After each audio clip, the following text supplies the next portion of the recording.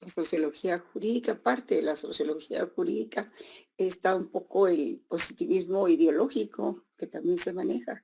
Y son corrientes que están en boga, ¿verdad? No es que sean históricas todas, sino que se sustentan actualmente. Todo depende del punto de vista que se vea, ¿verdad? Por ejemplo, hoy recibimos un mensaje que dice, la planilla 10 no pudo tomar posesión porque el colegio no se lo permitió. No obstante que está resuelta ya la apelación, ¿verdad? En sentido negativo. Entonces yo me pregunto, ¿eso nos debe preocupar o nos debe alegrar? ¿Qué piensan ustedes? ¿Verdad? ¿Eso nos debe preocupar o nos debe alegrar? Que nos digan que la planilla 10 no pudo tomar posesión. Entonces depende, ¿verdad? Depende, como dijo Pepito. Bien, jóvenes. Entonces vamos a ver una, unas filminas que no es que no llevan un orden correlativo de lo que voy explicando, sino vamos a saltos, ¿verdad? Esta primera unidad pues abarca no solo la teoría de la validez del derecho, sino la obediencia del derecho. Pero esta tarde vamos a trabajar solamente la teoría de la validez para verla en sus diferentes elementos, ¿verdad? Así que les voy a presentar las filminas, así nos vamos guiando.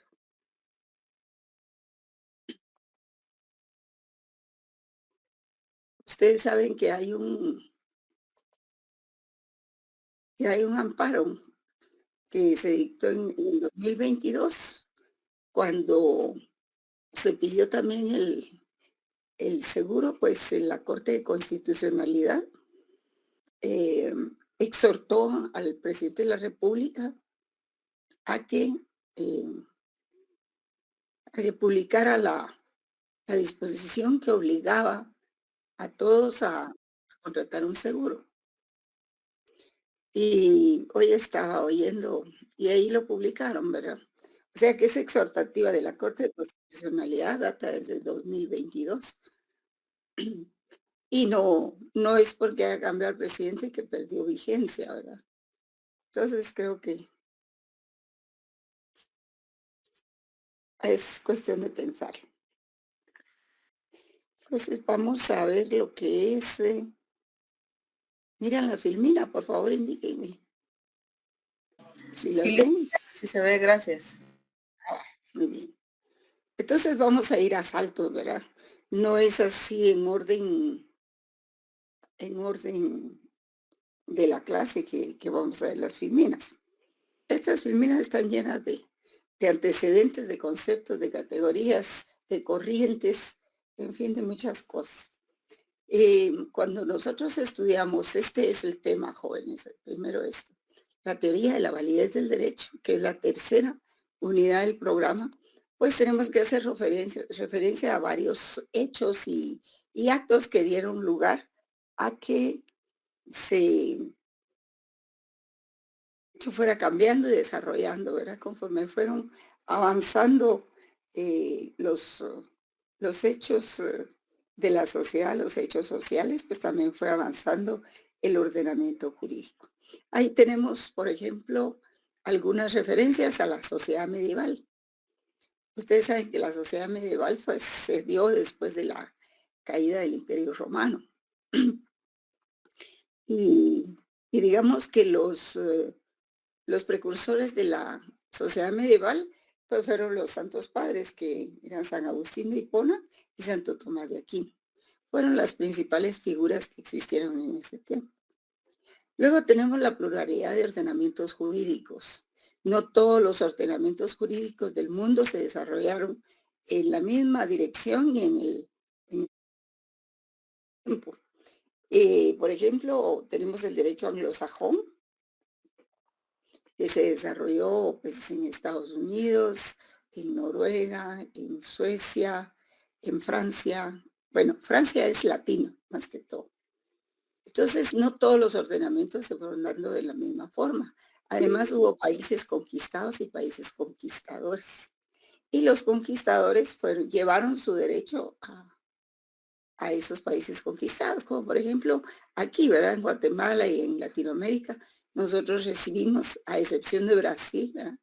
Nosotros recibimos toda la escuela de los españoles que estaba alimentada por el derecho francés con Napoleón. También otra referencia muy importante, pues son las diversas fuentes de creación del derecho. Las conocidas son, a ver, ¿quién me puede decir cuáles son las conocidas fuentes del derecho?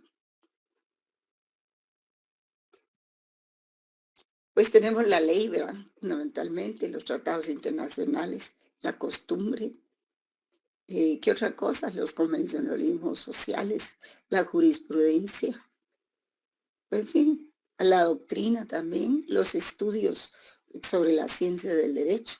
Hay diversas fuentes de creación del derecho.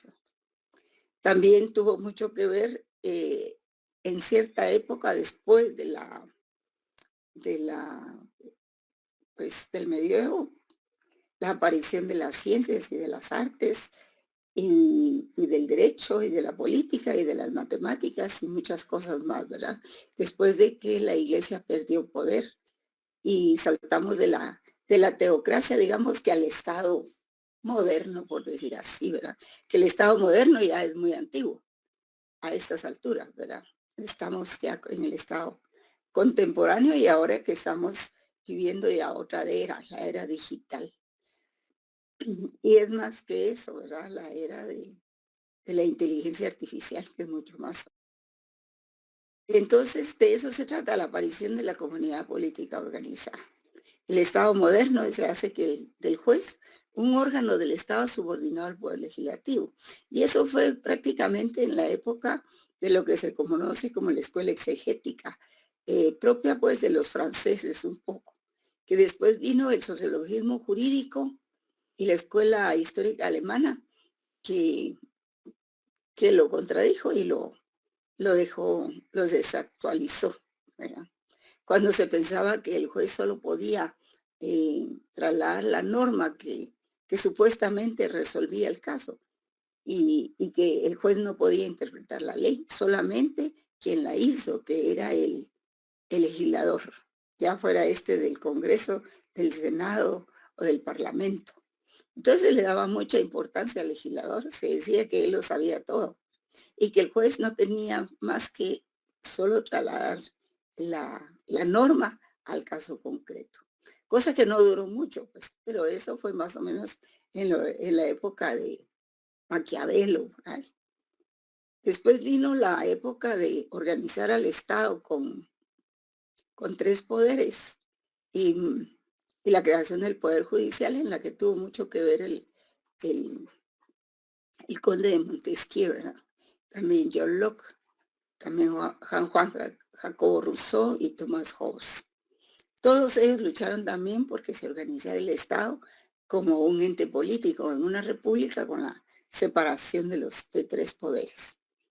En fin, entonces, todos estos que les he mencionado pues son problemas teóricos fundamentales de la relación del derecho también y la moral. La moral tiene mucho que ver. Muchos se preguntan si el derecho tiene que ser moral. Por supuesto que tiene que tener moral. La moral es indispensable.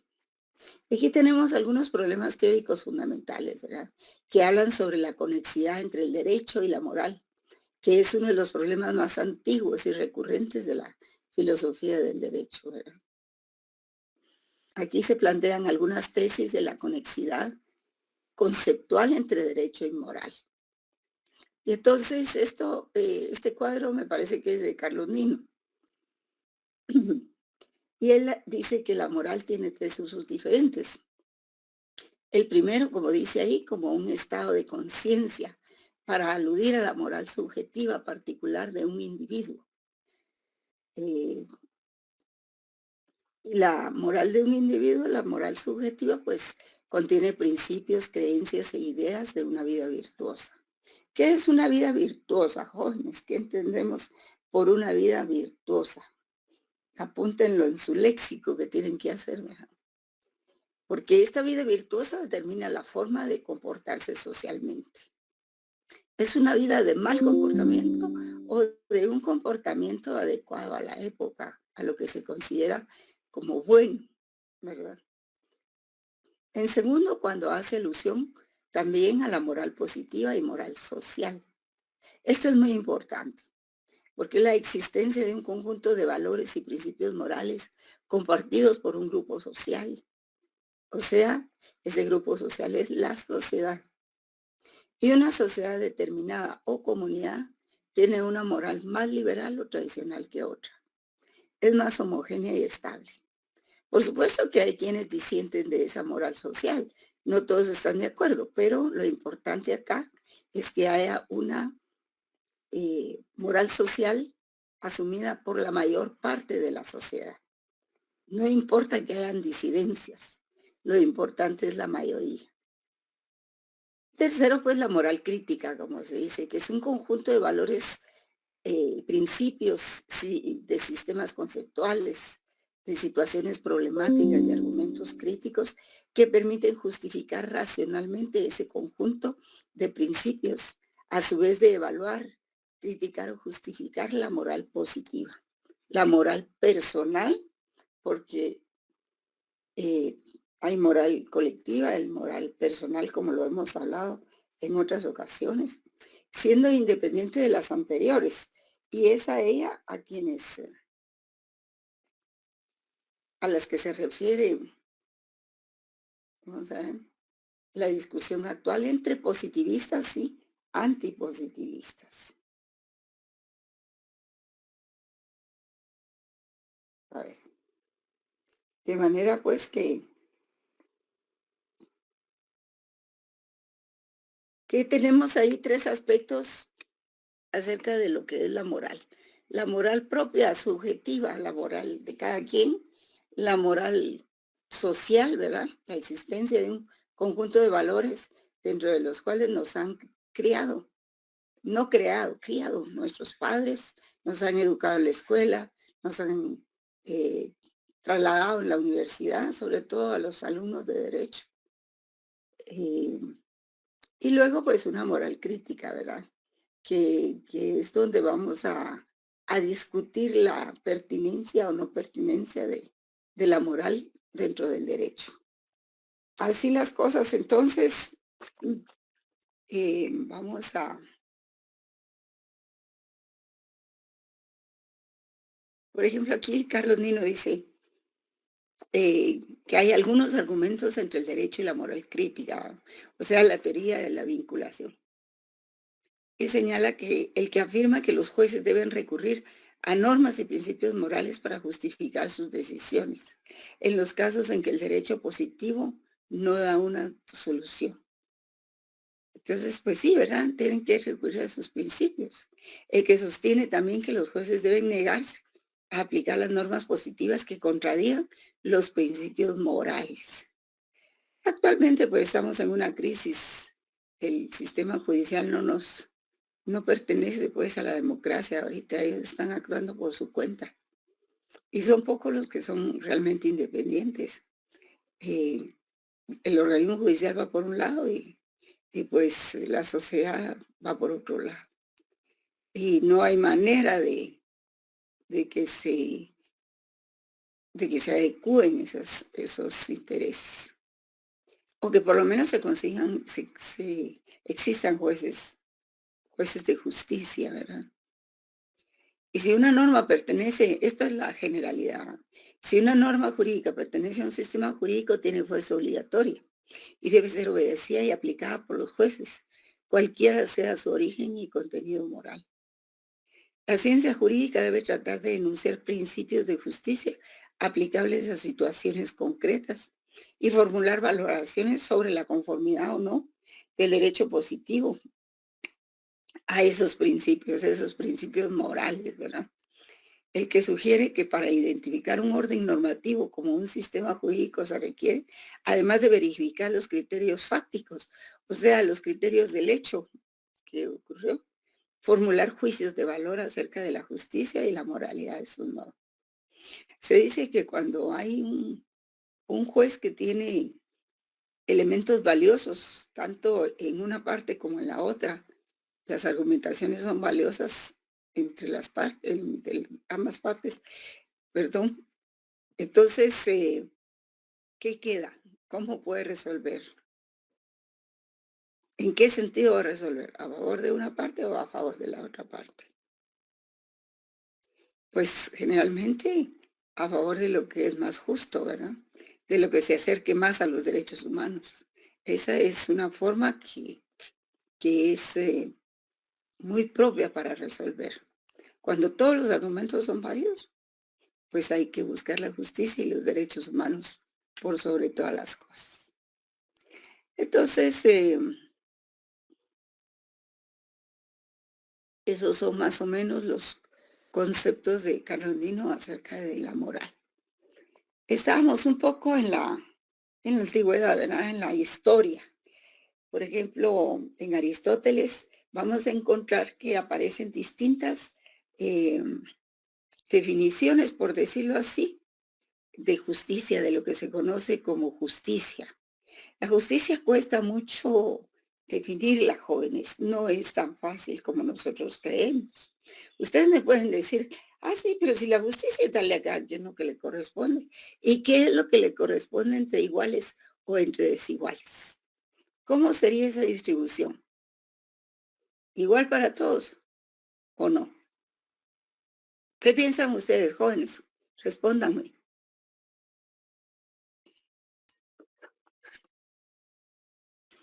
Yo creo que no, licenciado, porque realmente el que tiene más le va a tocar más y el que no tiene, pues lo poco que pueda tener, pero la justicia en realidad no es equitativa. Sí, no. Gracias, compañera, muy amable por contestarme.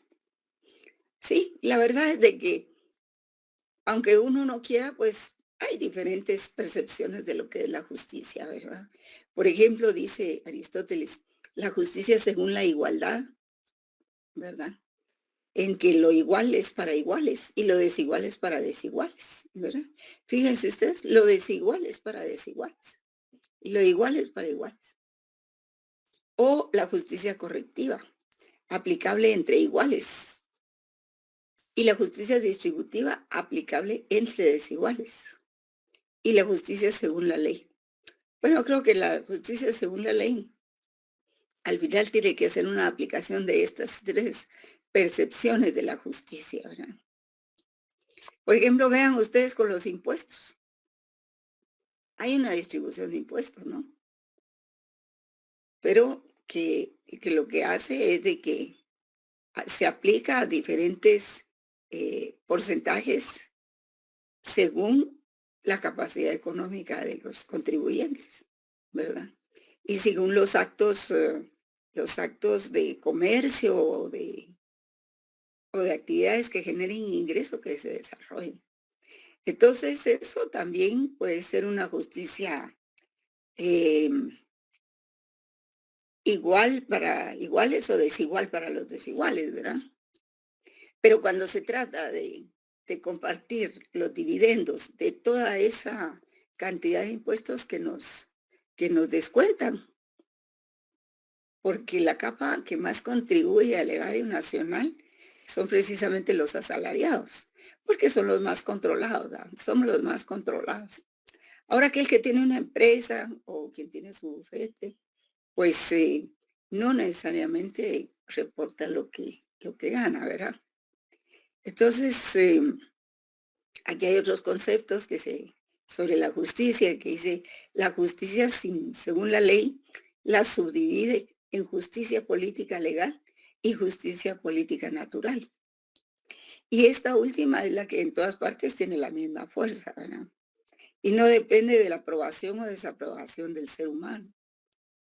Sí, porque se piensa que el derecho natural, pues, conlleva la justicia. En un principio se pensaba que esos valores nos los había dado un ser superior, ¿verdad? Que generalmente se asociaba con la figura de Dios.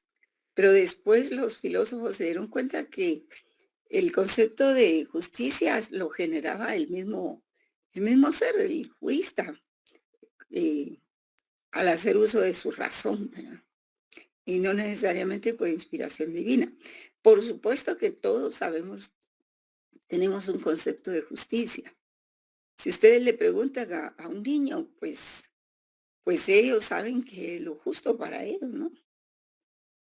Quieren las cosas que les pertenecen o que sus papás les compraron o las que ellos usan, en fin.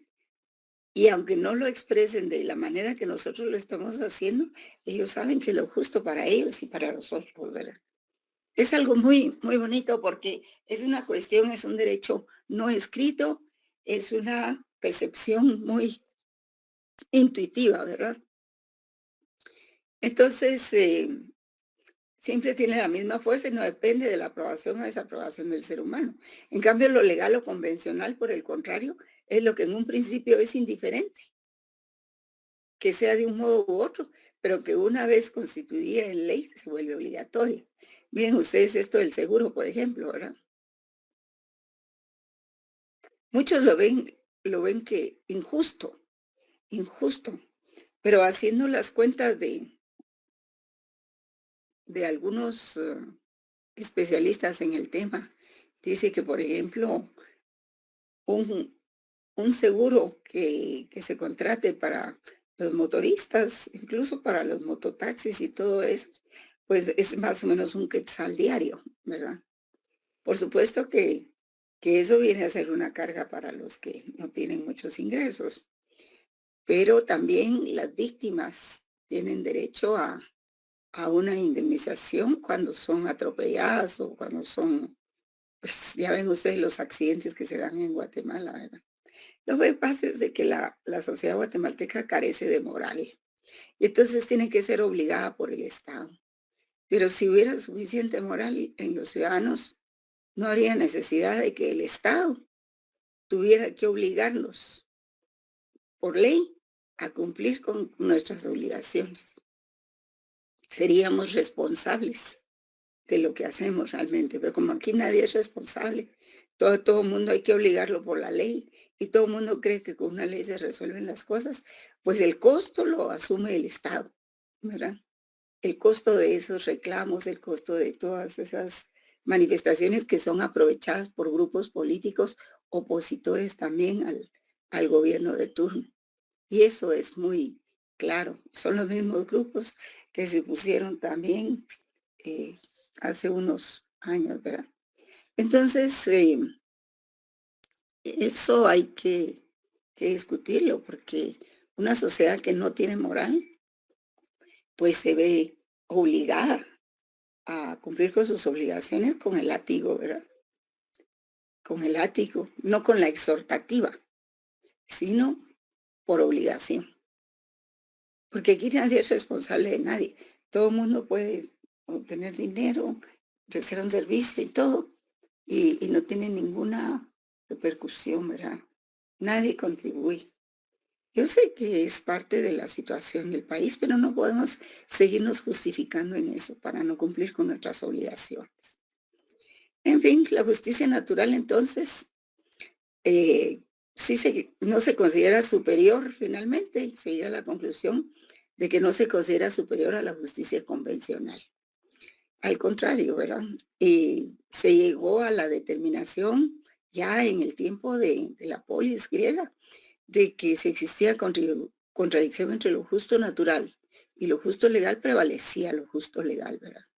Porque ya se había convertido en ley y entonces se vuelve obligatorio. Y si en un principio no nos afectaba o no creíamos que nos fuera a afectar, cuando ya se convierte en ley, entonces sí nos damos cuenta, ¿no?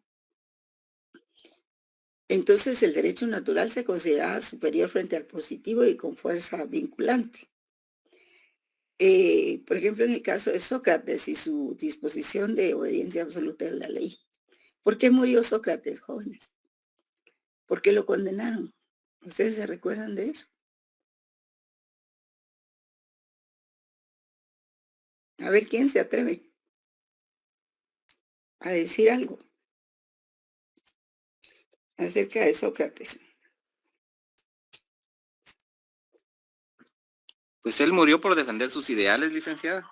Ujú, sí. De hecho, fue Digamos que condenado, ¿verdad? A tomar cicuta, ¿va? Pero él prefirió morir a no cambiar su versión, pues, de lo que él predicaba había prácticamente. enseñado, sí. Ajá, sí. Ajá. Porque si no, ¿cómo Mucho, hubiese quedado con sus seguidores o sus alumnos, verdad? sí, sí, porque cómo hubiera quedado, ¿verdad? Así es. Decir Entonces una él cosa y prefirió. hacer otra. Exacto. Entonces ahí vemos un claro ejemplo de moral. Sí, sí. Sí.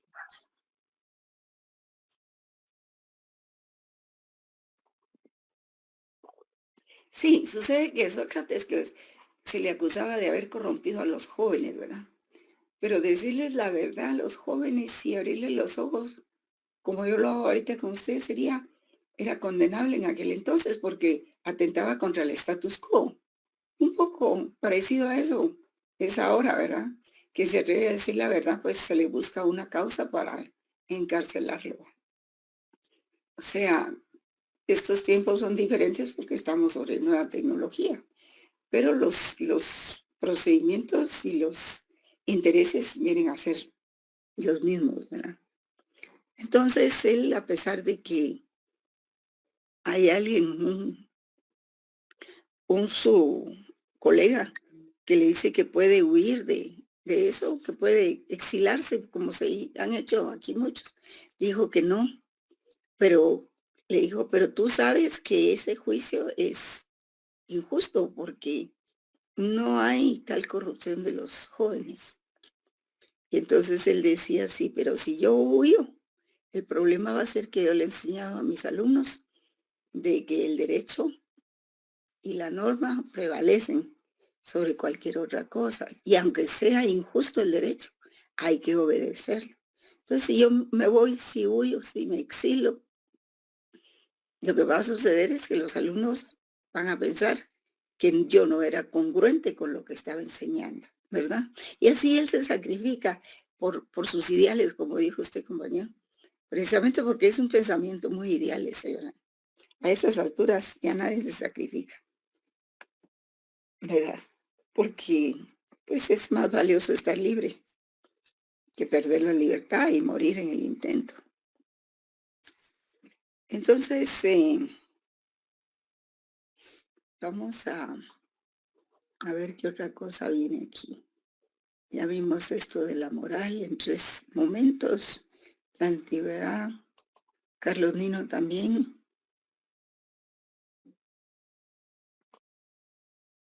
Y vamos a entrar al punto de la validez de la norma, ¿verdad? Pero antes de eso yo quisiera platicar con ustedes un poco de las corrientes del positivismo jurídico legalista, ¿verdad? Formalista, así se llama. Ahí hemos hablado que la sociedad medieval pues se caracterizó por una pluralidad de ordenamientos jurídicos y también por la diversidad de fuentes de creación del derecho. Tan es así que existió que para poder coordinar toda esa pluralidad de ordenamientos jurídicos, pues fue necesario crear lo que se conoce ahora como derecho internacional público y derecho internacional privado, para atender tanto las cuestiones generales de los países como las cuestiones de los ciudadanos propiamente cuando ellos cambian de lugar, ¿verdad? Entonces, aparece el Estado moderno que trae como consecuencia la monopolización del derecho por la comunidad política organizada, a quien se reconoce como su única fuente, y a la racionalización del material jurídico disperso. ¿Qué quiere decir esto? Que entonces surgieron los codificadores para elaborar las diferentes ramas del derecho.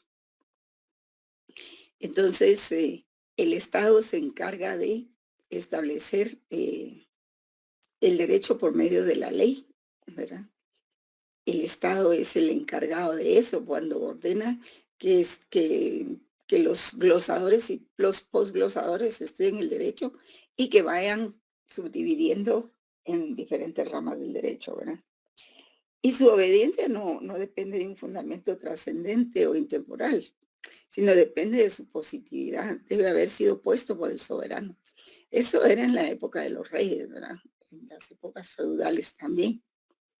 Y el Estado ejerce siempre ha sido así, el Estado ejerce un monopolio legítimo de la violencia y está por encima del derecho. Se puede decir que es soberano. Y el concepto de soberanía como poder absoluto implica que el Estado está por encima del derecho y lo convierte en un ente único y autónomo que no tiene límite en el ejercicio de su poder y que carece de instancias superiores que lo legitimen. Y este hecho va a afectar de manera significativa el papel del juez.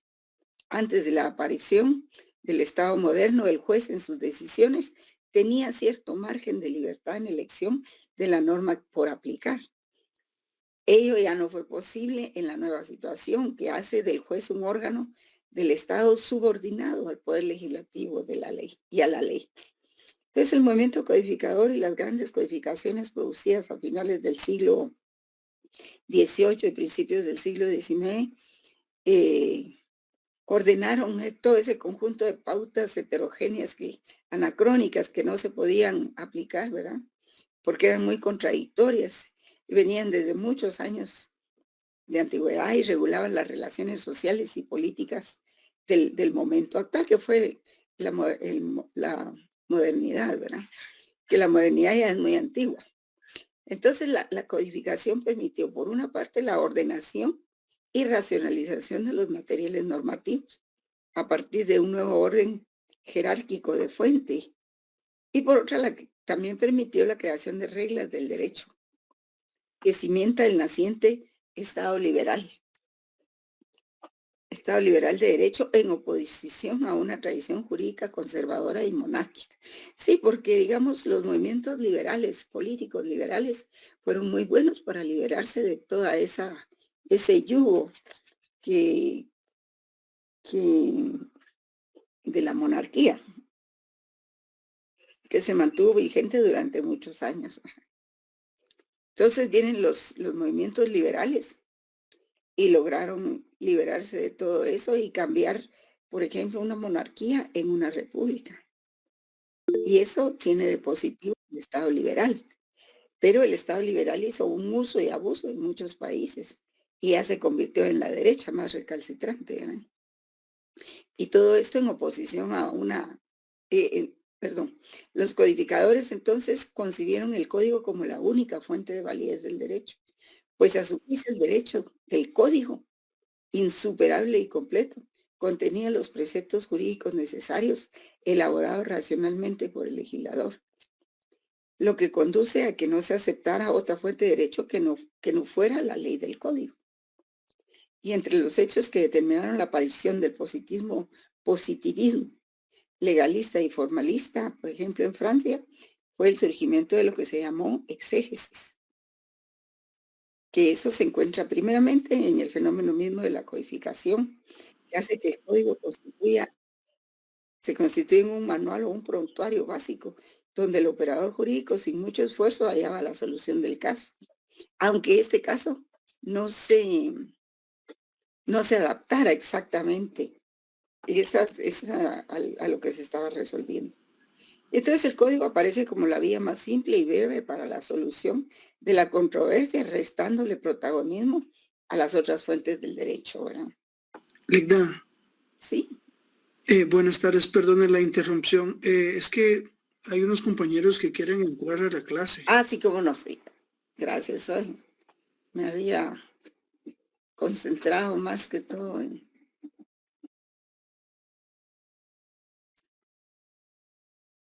Ya lo he olvidado los que tienen que ingresar. Bueno,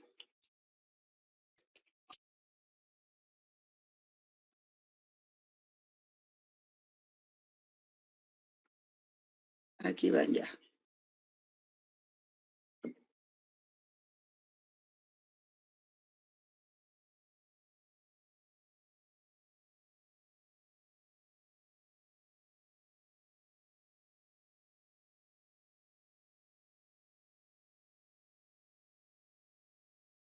Muy bien, ahí están.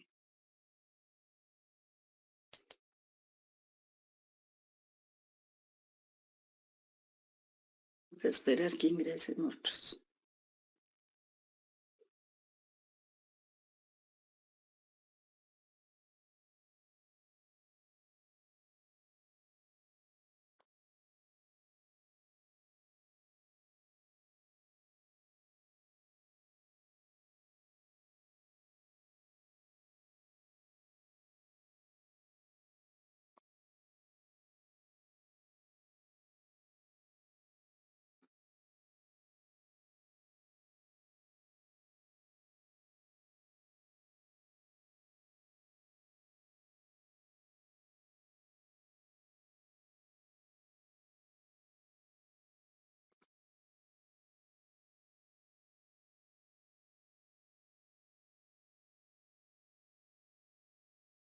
Estaban afuera casi todos, entonces. Ni Ligda, disculpe. Sí, sí, Sandra Elizabeth, cuénteme.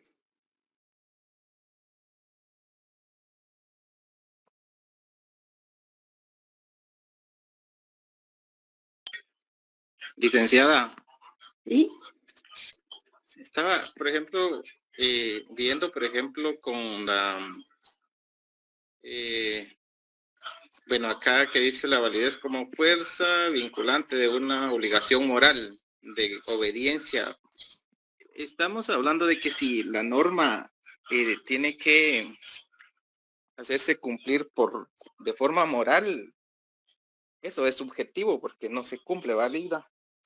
No, esos son aspectos que Solo van así, vinculando al derecho porque es que eh, yo con el hacía relación individuo. con este principio filosófico, por ejemplo, con el nuevo decreto que acaban de publicar, ¿verdad? Sobre el pago de los seguros, que usted ya lo mencionó también.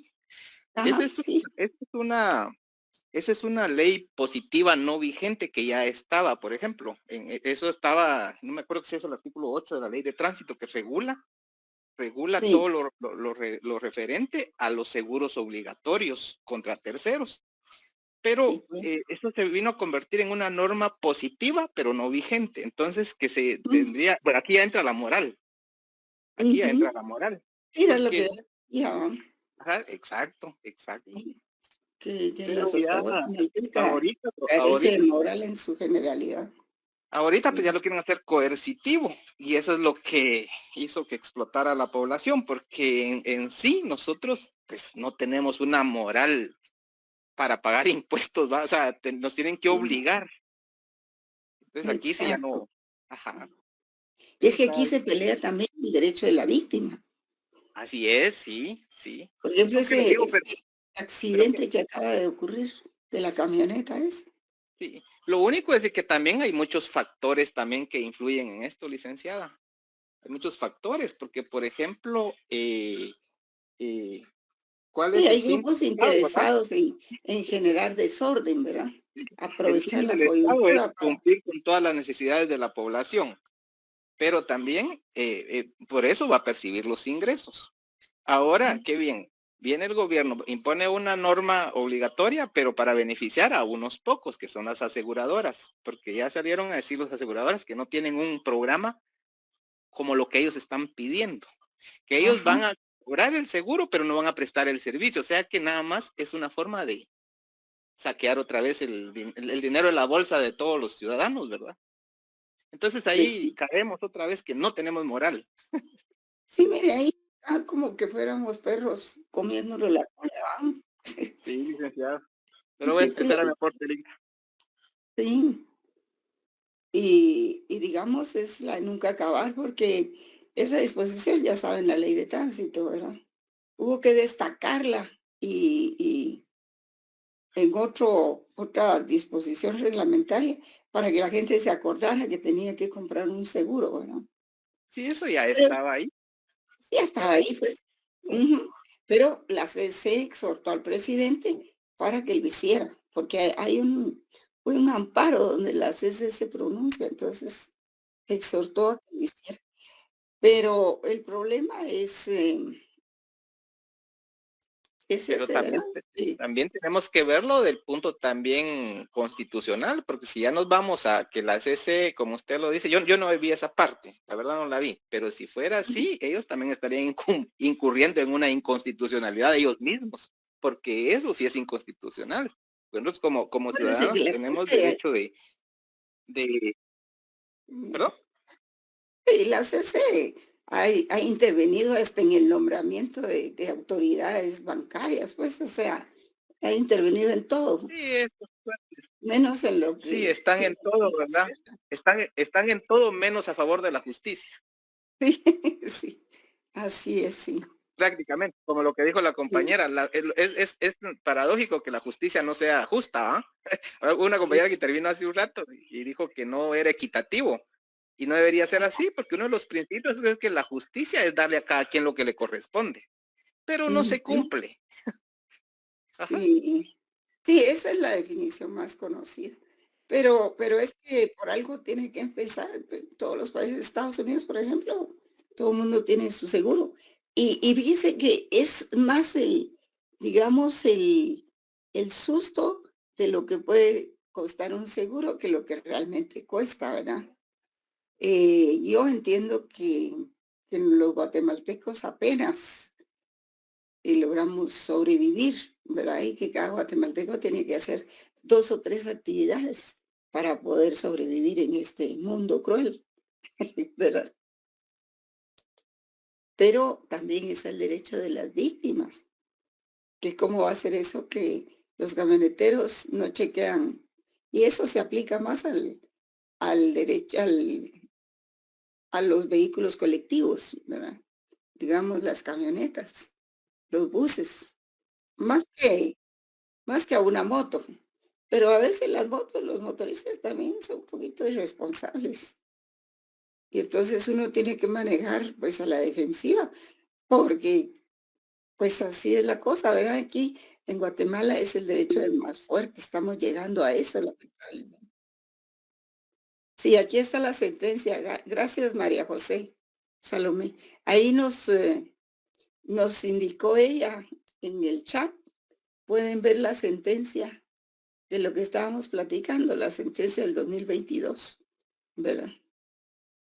Entonces, por algo hay que empezar. Pero además existe el problema de que grupos opositores al gobierno están aprovechando esto para desestabilizar, ¿verdad? Para Y esto no se desestabilizar. refiere a pecado, aquí no se tocó el pecado. ¿Qué pasó ahí? Alguien abrió el micrófono. Por ahí escuché un pecado. Pecado, ¿ah? Sí. Sí. Solo vi pecado. Eso estaba fuera de contexto. ¿Ah? Sí, dije, oh, puchica, sí, lo del seguro sí es un pecado. Ajá, sí. Ay, Dios. Sí. Pero la Bueno, verdad, lo que pasa es licenciada, que que hay por uno tarifas de pagamos tarifas, todos. ¿verdad? Y miren, el seguro que se tiene que contratar es contra terceros. No es que se deba contratar un seguro para reparar mi vehículo si me chocan, por ejemplo. Eso no está contemplado ahí, porque si no, los seguros se vuelven altísimos en costo, sino que el seguro es contra daños a terceros, ¿verdad? Por ejemplo, si hubo una persona lesionada y tiene que ir a un hospital y no tiene recursos, ¿quién le va a pagar eso? Lo que hacen los carros aquí es que se van, atropellan a alguien y se van, ¿verdad? En lugar de detenerse y hacer uso de su seguro para beneficio del tercero. Pero es que eso es parte del comportamiento moral, compañeros. Y aquí cada quien hace lo que le da la gana, no respetan la ley. Y así les encanta vivir a la mayoría, pues. ¿Verdad? Aún a muchos que estudian derecho y muchos que ya son abogados, pues. Lo que menos les interesa es la justicia. Bueno, ya me perdí cómo iba. Bueno, vamos a ver. En segundo lugar, pues la elaboración y primacía del argumento del legislador racional o de autoridad del legislador que le atribuía a este la calidad de sujeto infalible. Estamos hablando del legislador, cómo era en el positivismo jurídico legalista formalista. Estamos describiendo eso, para que no se me pierdan. Em, Entonces se suponía, por tanto, que si el legislador, fíjense bien, no estamos hablando del juez, estamos hablando del legislador y esto es muy importante. Si el legislador es racional y su actividad también, pues su resultado, que no es otro que la ley positiva, debe serlo también. Eso era lo que se pensaba. O sea, se pensaba que el legislador era una persona preparada, que leía, que sabía bien lo que hacía, que tenía sus especialidades, todo. Pero como aquí la democracia empareja por lo más bajo, entonces la integración de los diputados en el Congreso es de todos colores, ¿verdad? No todos tienen una carrera, no todos tienen ni siquiera sexto año, no todos tienen ni siquiera el bachillerato. Entonces algunos entienden lo que hay que hacer y otros no lo entienden, otros ni leen, ¿verdad? Y esto se supone que la escuela el positivismo jurídico legalista y formalista, pues lo hizo para gente leída, ¿verdad? Entonces decía que el derecho positivo no reflejaría una voluntad caprichosa y arbitraria del poder legislativo, sino una voluntad objetiva y justa, nada más alejado de la verdad. Además de lo anterior, entre este argumento supone que la voluntad del legislador se materializa en la norma jurídica y se expresa en forma clara y completa. Y de ahí que lo mejor es someterse al dictado de la autoridad soberana. En tercer lugar, pues la tesis de la separación de los poderes, que desde Montesquieu se convierte en el fundamento ideológico de la estructura del Estado moderno y del ejercicio del poder dentro de este. Y según esta teoría, las competencias entre los diferentes órganos del poder político deben estar taxativamente establecidas, atribuyéndole al legislativo el poder de creación del derecho mediante la ley y al poder judicial el de su aplicación.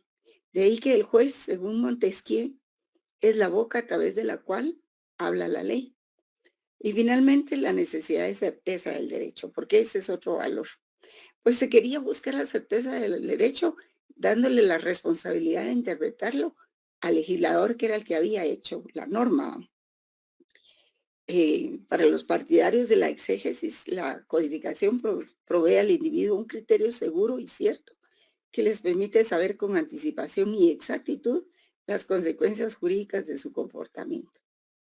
Al tener la sociedad un conjunto invariable y estable de leyes, el individuo tiene la certeza de que los jueces resolverán sus controversias con fundamento en ellas y no en otros criterios que pueden ser vistos como arbitrarios. Entonces ese era el espíritu de la escuela de la exégesis.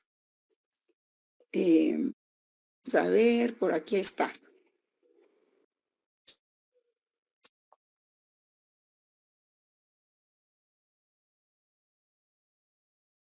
A ver, aquí está. Aquí está lo de las codificaciones. Que eso se dio para evitar las pautas contradictorias, anacrónicas y heterogéneas que regulaban las relaciones sociales y políticas. Eso permitió la ordenación y racionalización de los materiales normativos, permitió obtener un nuevo orden jerárquico. Acuérdense que pues ahora contamos con la pirámide de las leyes, que dicen que no la hizo exactamente Hans Kelsen, como se nos ha enseñado. Y también se obtuvo reglas de derecho que fundó el Estado liberal en oposición a la tradición jurídica conservadora y monárquica. Entonces se pensaba que el código era la única fuente del derecho. Y así, ¿verdad? Con esta aparición del positivismo, legalismo y formalista, eran algunos hechos. En primer lugar, en Francia, la codificación del código era un manual o prontuario básico para resolver controversias por la vía más simple, como dice ahí lo pueden leer ustedes. En segundo lugar, la primacía del argumento del legislador racional, o sea, de quién creaba la norma como autoridad. Se le consideraba infalible. Imagínense ahora considerarlos infalibles a los diputados. Y en tercer lugar, la tesis de la separación de poderes de Montesquieu, que fue el fundamento ideológico del Estado moderno y del ejercicio del poder. Pero digamos que todas esas instituciones se han pervertido, han degenerado en otras cosas, se han utilizado, mal utilizado para otras cuestiones que no fueron creadas. Y pues la historia está ahí y esos fueron los antecedentes. El mal uso que se les haga a esas instituciones actualmente, eso es otra cosa, ¿verdad? En contradicción con esto, surge el positivismo sociológico antiformalista. Entonces señala que eso que nos enseñaba la escuela de la exégesis no es correcto. Señala los límites y debilidades de la codificación y del positivismo legalista formalista. Defensores aceptan que sigue siendo la ley elaborada por el legislador, pero la diferencia del positivismo legalista y formalista no se acepta. Hay una diferencia en que ya aquí, en el positivismo sociológico, no se acepta que el juez simplemente vacíe el contenido de la norma para resolver. Eso ya es inadmisible en el positivismo sociológico antiformalista. Y este contenido de la ley no solo es moral, como supone el naturalismo, sino que lleva la intención del legislador mediante la ley. Pero nosotros preguntamos, ¿a quién sirve la ley? ¿Para qué se hizo esa ley? ¿Qué intereses protege? Entonces ahí es donde no se le puede dar esa facultad de interpretar la norma para un caso concreto al legislador, porque el legislador responde a intereses políticos determinados, ¿verdad? Y de eso hemos visto muchas cosas ahora. Entonces, esta norma, esta corriente del positivismo sociológico antiformalista es opositora al positivismo jurídico legalista formalista, ¿verdad? Vamos a ver.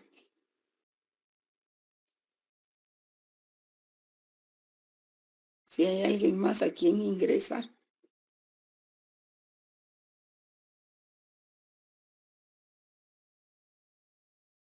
Bueno, entonces, ahorita voy a ingresar a otros compañeros.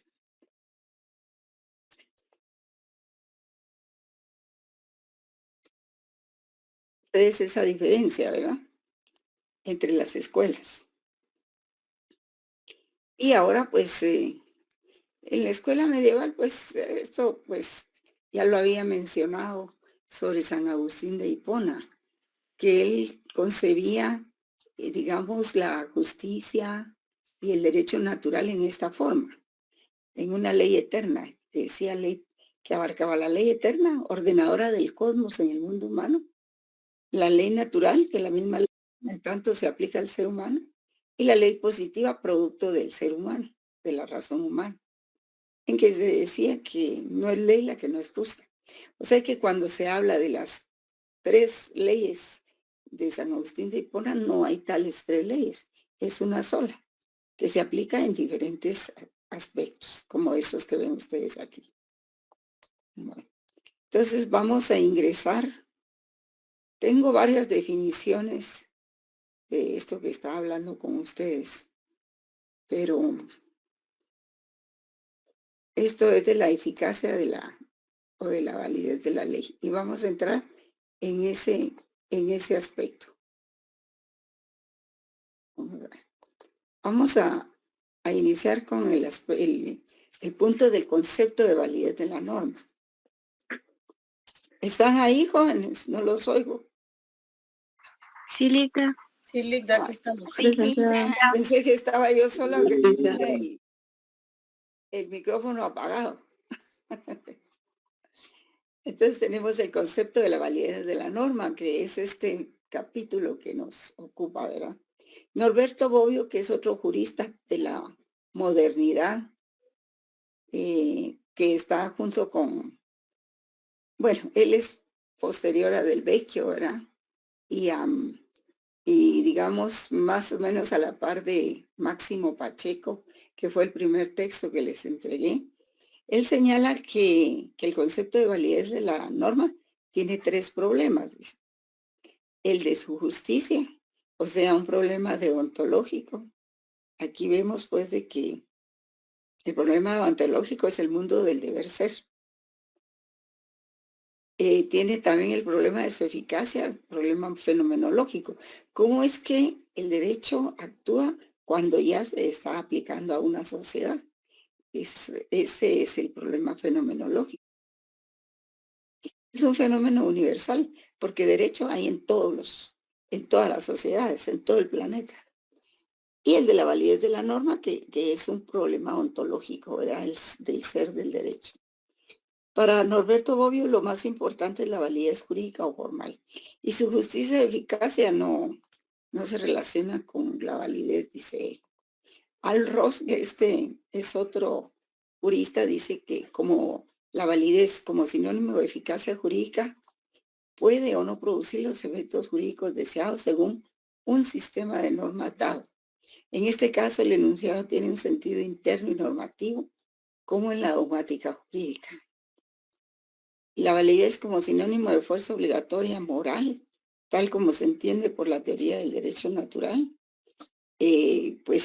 Ross considera que este es el verdadero sentido de validez, la fuerza obligatoria moral, tal como se entiende por la teoría del derecho natural.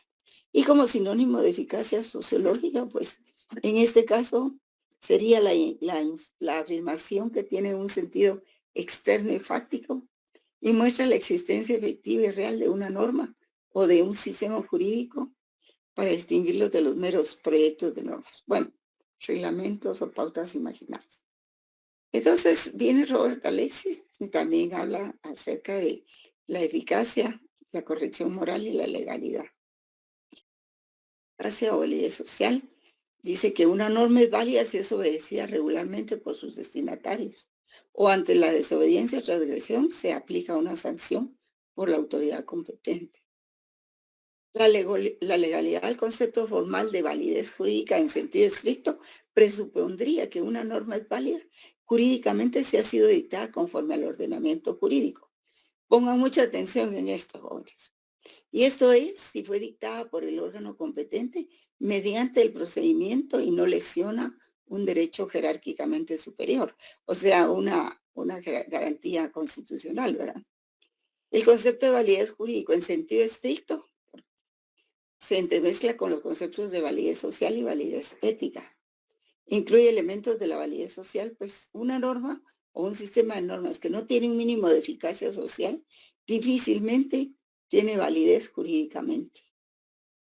Entonces aquí tenemos esta otra filmina que nosotros, la tenemos de más o menos de Hans Kelsen, ¿verdad? Que habla del concepto de validez en el naturalismo y el positivismo jurídico legalista formalista. Estas son dos corrientes importantes. En el naturalismo puede ser teológico y laico o racional. El concepto teológico sostiene por una parte que el derecho natural o justo se origina del hombre como hijo de Dios. Esto tiene relación con el derecho canónico, jóvenes. Y el segundo, que el derecho es válido porque resulta de la naturaleza del hombre como ser racional. Esto se parece mucho a lo que decía San Agustín de Hipona. Y aquí hay otra acotación, ¿verdad? Los sofistas señalan la contradicción entre aquello que por naturaleza permanece invariable, como la justicia, y aquello que surge de la convención o acuerdo o por voluntad de poder manifestada en hábitos, costumbre y finalmente la ley. Pero aquí vamos a ver otros conceptos más claros sobre la validez. La validez por ejemplo, esto es obtenido del autor Hans Kelsen, que él es un autor, un jurista ya de la posmodernidad. Y aquí está muy claro y pónganle mucha atención.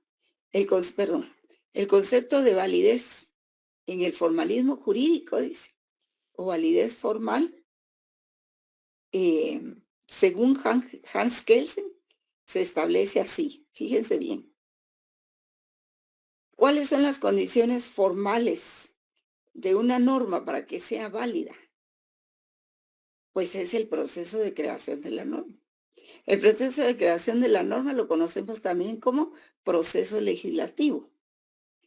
O sea, el hecho de que la norma se conozca por medio de un anteproyecto de ley que lleva sus estudios jurídico-doctrinarios, que luego lleva sus dictámenes de las diferentes, de puntos constitucionales, luego de la rama a que se refiere, la especialidad, luego las correcciones, luego la aprobación por artículos y luego la aprobación final, se le envía al Ejecutivo para que lo vete o para que lo publique y ya tenemos la norma. Entonces, esas condiciones formales son el proceso de creación de la norma. Y las condiciones materiales es precisamente lo que prohíbe, manda o permite la norma. Y esto va en el contenido de la norma. Va del contenido de la norma a la interpretación de la misma. Entonces, no confundirlo, jóvenes. Las condiciones formales es que la norma ha sido creada y emitida por un organismo que está facultado por el ordenamiento jurídico de un país. En el caso nuestro, la Constitución Política establece en su parte orgánica el organismo legislativo y le asigna sus funciones como creador de normas jurídicas, ¿verdad? Y esas son condiciones formales para que una norma se considere válida. Pero la otra condición que tiene que llenar la norma para eso son las materiales. O sea, lo que prohíbe, manda o permite la norma, ¿verdad? Y eso se conoce también como dogmática jurídica, que es el contenido de la norma, lo que permite, prohíbe o manda. Si contradice la norma superior, o sea, la norma constitucional, la norma es inválida o no es válida, ¿verdad? ¿Por qué? Por vicio sustantivo de contenido. Vean esta otra parte de la filmina. La validez se refiere a la existencia específica de las normas jurídicas, la manera en que han sido creadas por una autoridad conforme a un procedimiento respetado en normas superiores, que es el proceso legislativo, que surge de un organismo que está creado en las normas superiores, como lo es la Constitución. O sea, proviene de un sistema jurídico válido. También el organismo ejecutivo puede dictar normas, reglamentos, y eso también es válido. Entonces la validez tiene, vamos, la validez tiene ámbitos diferentes. La validez de la norma tiene diferentes ámbitos. Por ejemplo, está el ámbito territorial, o sea, en qué territorio va a regir. El ámbito personal, a quiénes, a qué personas va a afectar. Material, pues qué materia es la que, si es materia de medio ambiente, si es materia penal, si es materia civil, etcétera, ¿verdad? Y temporal, en qué tiempo va a regir, o si ha indefinido. Y aquí nos faltó espacial, y eso es lo que tiene que ver mucho con el derecho internacional público y el derecho internacional privado, ¿verdad? Y si una norma deja de ser aplicada, ¿qué ocurre con ella? Deja de ser válida porque al dejar de ser aplicada, pues pierde eficacia, ¿verdad? Que es una condición de la validez. Pero el problema de seguir ese criterio es que la eficacia no hace la validez. Y si dependiera de la eficacia, pues pasaríamos del mundo del ser al mundo del deber ser y todo sería eficaz, aunque no fuera válido. Entonces estaríamos en la costumbre y no necesitaríamos reglas. Esos son los problemas de la teoría de la validez del derecho. Vamos a ver aquí. Existe también la validez normativa y validez sociológica. Ustedes pueden ver ahí la validez normativa como sinónimo de fuerza obligatoria o fuerza vinculante. Ustedes saben que hay normas constitucionales que son vinculantes y hay normas ordinarias también, ¿verdad? Se concibe como fundamento de un deber jurídico de actuar conforme al dictado por el derecho, que presupone la vigencia o validez formal de la norma. Esa es la validez normativa. Y la validez sociológica de la norma se identifica con la eficacia señalada por Norberto Bobbio, ¿verdad?